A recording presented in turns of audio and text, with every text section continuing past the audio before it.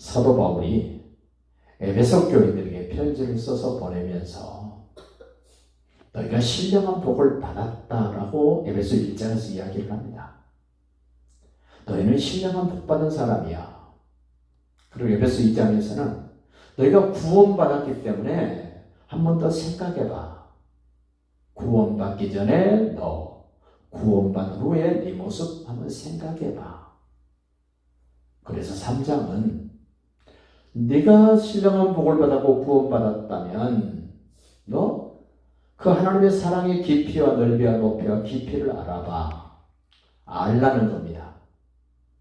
너 신령한 복 받았다? 너 구원받았다? 그렇다면 하나님의 사랑을 알아야 돼. 그리고 실질적인 삶에 돌아와서는 4장에서 너 합당하게 살아야 돼. 무엇에 합당해야 됩니까? 신령한 복 받은 자답게 살아봐야 돼. 너 구원받은 자답게 살아야 돼. 너 하나님의 사랑받고 있는 자답게 살아야 돼. 그리고 5장에서는 너 성령 충만함을 받아야 돼. 성령 충만은 한 번 받고 마는 것이 아니라 계속 받아야 돼. 그리고 오늘 로마서 12장 14절로 21절과 연결되어져 있는 에베소 6장, 너는 전신갑주를 입으라는 말씀이 여기에 연결되어져야 됩니다. 전신갑주 왜 필요합니까? 싸워서 이기기 위해서는 전신갑주를 입어야 됩니다. 이 전신갑주의 모습은 예수님 당시에, 초대교회 당시에 세계를 지배했던 로마 병사들이 입고 있는 옷입니다.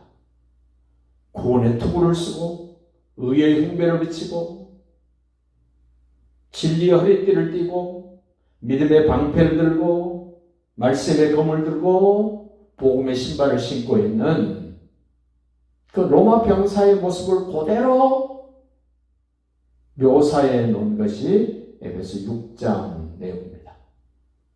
그 전신갑주를 입고 우리 형제들끼리, 교인들끼리 싸우라고 전신갑주 주신 것이 아니고, 그 전신갑주를 입었으면 네가 상대해야 될 사람들이 있어. 상대해야 될 대상들이 있어. 그래서 에베소 6장에서는 너희가 전신갑주를 입어야 되는데 우리의 싸움은 혈과 육에 대한 것이 아니야. 분명히 정리를 하셔야 됩니다. 혈과 육에 대해서 싸우기 위하여 전신갑주를 입는 것이 아닙니다. 그럼 왜 전신갑주를 입어야 됩니까? 하늘의 악한 영들과 싸우기 위해서 전신갑주를 입어야 돼. 그 하늘의 악한 영들이 이 땅에서 자기 졸개로, 종으로, 하수인으로 부리는 사람들이 있는데, 통치자들이 있어. 권세들이 있어. 어둠의 세상 주관자들이 있어. 그들과 우리는 싸워야 되는데 어떻게 싸워야 됩니까? 오늘 그 싸움의 원리를 로마서 12장 14절에 얘기합니다. 14절 보시죠. 너희를 박해하는 자를 축복하고 저주하지 마라. 일반 세상 사람들은 이럴 수 없습니다. 꼭 기억하십시오. 신령한 복 받았기 때문에 우리는 이럴 수 있습니다. 우리는 이미 구원받았기 때문에 우리를 박해하고 우리를 괴롭히고 우리를 못살게 하는 사람들을 저주하는 것이 아니라 오히려 그들을 축복할 수 있는 그 여분이, 그 여유가 우리에게 있습니다. 구원받았기 때문에, 신령한 복 받았기 때문에, 우리 하나님으로부터 엄청난 사랑을 받고 있기 때문에 우리는 기꺼이 이런 모습이 되셔야 돼요. 너희를 박해하는 자를 저주하지 말고 축복하라. 아무나 할 수 있는 일 아닙니다. 그래서 제가 에베소서의 말씀을 연결합니다. 다시 한번 여러분 자신에게 물어보십시오. 나는 정말로 신령한 복을 받았는가? 그 신령한 복도 세 가지로 얘기합니다. 하나님 아버지가 창세전에 너를 그리스도 예수 안에서 너를 선택했다. 그리고 성령께서 너의 보증이 되셨다. 그 신령한 복이랍니다. 받으셨다면 우리를 박해하고 괴롭히고 우리를 소홀히 끼치고 하는 그 사람들을 저주하지 말고 마땅히 해야 될 게 있는데 그들을 축복해줘라. 여러분 이렇게 축복하면 그들은 우리를 박해하는 그들은 우리가 축복하는 복을 받을 수 있는 형편, 처지, 환경이 안 됐기 때문에 그 복은 결국 내게로 돌아옵니다. 우리 예수 믿는 그리스도인들은 일반 세상 사람들처럼 생각하고 말하는 사람이 아닙니다. 자, 수넴 여인 제가 얘기를 해드립니다. 수넴 여인이 엘리야가 자기 집 앞을 다니고 엘리사가 자기 집 앞을 다닐 때 자기 남편에게 얘기를 해서 하나님의 사람이 머물도록 방을 만들어주고 책상도 주고 촛대도 갖다 주고 먹을 것도 챙겨줍니다. 처음에는 하나님의 사람을 위해서 한다고 생각했는데 나중에 1년 있다가 아들이 태어납니다. 한 5, 6년 살다가 그 아들이 죽습니다. 그 아들을 그 방에 눕혀놓고 엘리사가 올 때까지 기다렸다가 엘리사가 그 아들을 그 방에서 살려냅니다. 생각해 보십시오. 수넴 여인은 자기 아들이 그 방에서 살아나올 것을 생각도 안 했습니다. 그런데 하나님의 사람을 위해서 했던 그 일이 자기 아들을 살리는 일로 연결되어지고 그 장소가 되었다는 것. 우리가 비록 내 마음에 안 들고 불편하고 어렵고 손에 끼치고 하는 그런 박해하는 자일지라도 우리가 그들을 축복하면 그들이 받을 수 없기 때문에 그 축복은 하나님이 내게 복으로 주실 줄로 확신하고 한번 해보십시오. 또 말씀합니다. 17절 보십시오. 아무에게도, 여기 아무에게도 누구겠습니까? 박해하는 자도 들어있습니다. 원수도 들어있습니다. 손에 끼치는 자도 있습니다. 나를 너무너무 미워하는 사람도 여기 들어있습니다. 아무에게도 이 사람은 안 돼. 이런 사람은 안 돼. 저런 사람도 안 돼. 아니요. 하나님 말씀합니다. 아무에게도 악을 악으로 갚지 말라. 여러분 예수 없는 사람, 신령한 복 받지 못하고 구원받지 못하고 하나님의 사랑을 알지 못하는 사람들은 악은 악으로 갚습니다. 그게 당연한 거라고 생각합니다. 그러나 우리 그리스도인들은 세상 살면서 세상 사람들의 논리, 세상 사람들의 가치 그렇게 사는 거 아니라고 이렇게 가르쳐 주십니다. 아무에게도 악을 악으로 갚지 말고 모든 사람 앞에서 선한 일을 보호해라. 아마 박해하는 자를 축복하고 악으로 갚지 말고 모든 사람 앞에서 선한 일을 도모하라 그러면 비명 지를 사람도 있을 것입니다. 괜찮습니다. 그런 사람은 아직 신령한 복과는 멀어져 있습니다. 이미 구원받은 사람하고도 멀어져 있습니다.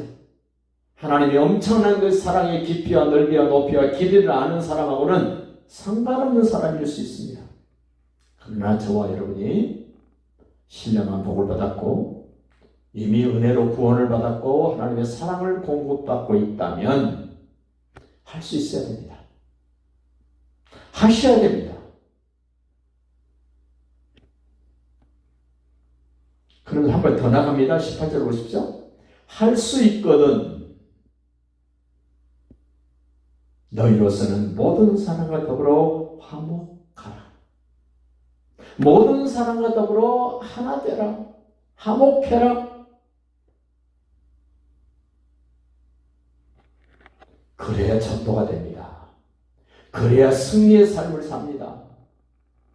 조금 불편하면 원수돼 버리고 조금 마음에 안 들면 돌아서 버리고 예수 믿는 사람은 주변에 사람이 없습니다. 사람이. 누구를 전도할 겁니까? 누구를 살릴 겁니까? 내 말 안 들으면 다 쳐내는데.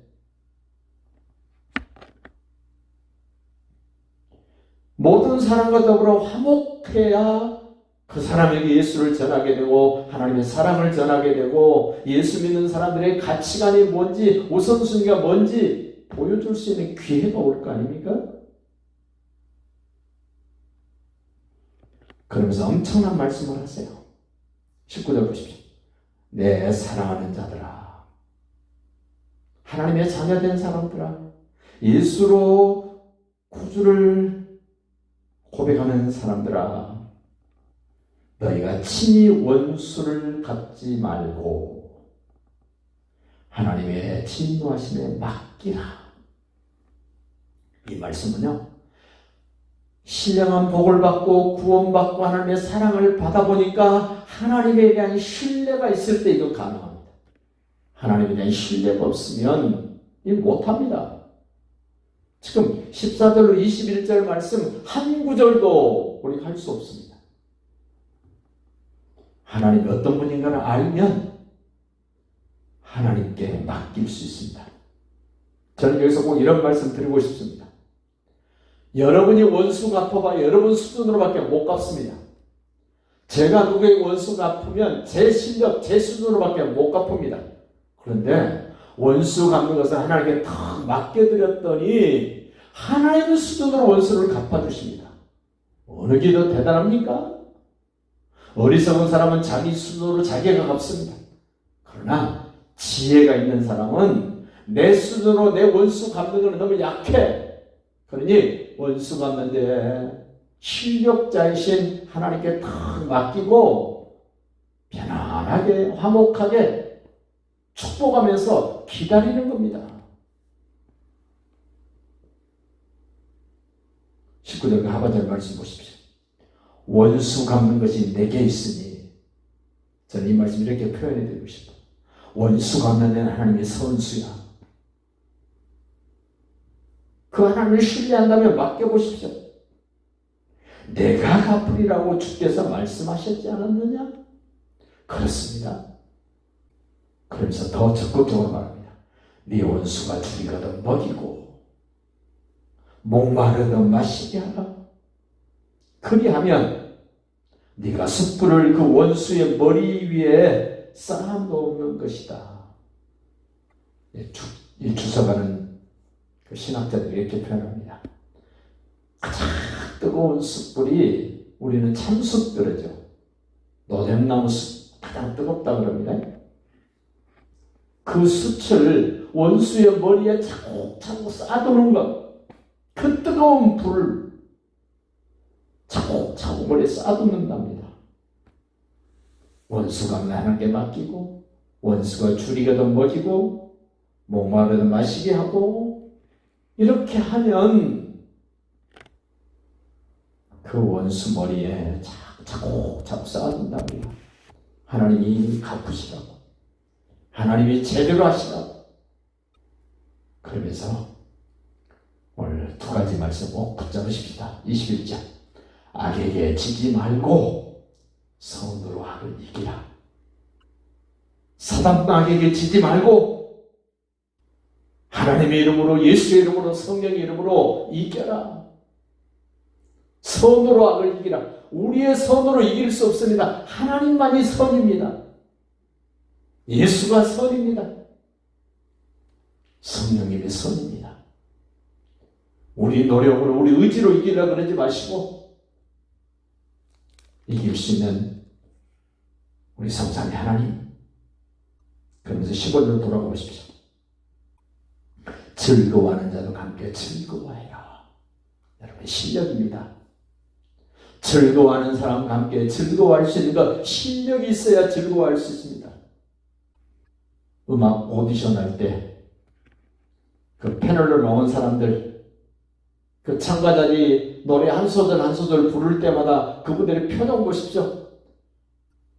이 사람이 소름 돋는다 그러고 저 사람이 소름 돋는다 그러고 입이 벌어진다 그러고 그런 이야기들을 합니다.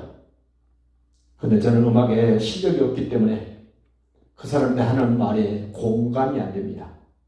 여러분 여기 즐거워하는 자와 함께 즐거워하고 우는 자도 함께 울라. 이게 뭡니까? 공감하는 겁니다. 여러분과 저도 이렇게 공감할 수 있는 실력이 있기를 바랍니다. 실력이 없으면 공감이 안 됩니다. 서로 마음을 같이 하며 높은 데 마음을 두지 말고 낮은 데 처하며 스스로 지혜 있는 체하지 말라. 이것도 실력입니다. 실력이 없으니까 체하는 거 아닙니까? 공부 잘하는 체? 뭐 좀 있는 체? 여러분 실력이 있으면 체할 필요가 없습니다. 그게 본심인데, 그게 실력인데. 오늘 말씀을 정리해 봅시다. 하나님은 역사 속에 엄청난 진리를 사실로 만드셨습니다. 예수님도 역사 속에서 엄청난 그 큰 일들을 진리로, 변함없는 진리로, 없어져야 될 진리로 이루셨습니다. 역사 속에서 성령님도 엄청난 진리의 사실을 이루셨습니다. 그 아버지와 예수님과 성령 안에서 우리에게 엄청난 실력들, 엄청난 것들을 주셨습니다. 그 실력을 가진 자답게 전신갑주를 입고 하늘에 있는 악한 영들과 싸워서 이기는 승리의 삶을 살아갈 수 있기를 예수님의 이름으로 축복합니다. 축복합니다.